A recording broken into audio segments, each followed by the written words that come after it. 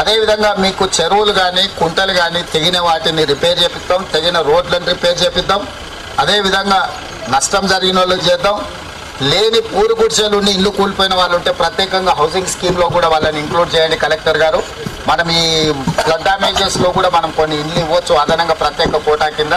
అట్లాంటి పేదవాళ్ళు ఉంటే కూడా వాళ్ళని ఇచ్చేయండి. చనిపోయిన కుటుంబాలు ఎవరున్నా 5-5 లక్షల రూపాయలు తక్షణమే ఇచ్చేయండి. ఒకవేళ విడుదల చేయండి, విడుదల చేయకపోతే ఎంబడే విడుదల చేయండి. పశు సంపద నష్టపోయిన వాటికి కూడా ఎంబడే తక్షణమే ఇవ్వండి.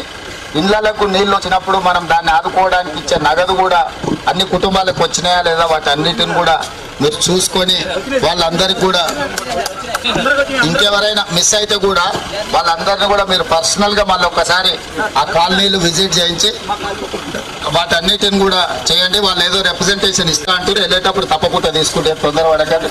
మళ్ళీ కలెక్టర్ ఆఫీస్లో పూర్తి స్థాయిలో సమీక్ష చేస్తాం. కలెక్టర్ ఆఫీస్కి వచ్చిపోతే సార్ వచ్చాడు అధికారులను కలిసి పోయిందంటారు. మళ్ళీ అందుకోసమని కాలనీలకు వచ్చి ఆడబిడ్డలు కలిసి వాళ్ళ సమస్య కనుక్కున్నా తప్పకుండా వీటి అన్నిటిని కూడా పరిష్కరించే బాధ్యత ప్రభుత్వం తీసుకుంటుందని తెలియజేస్తూ మీ అందరి దగ్గర సెలవు తీసుకుంటున్నా. ధైర్యంగా ప్రభుత్వం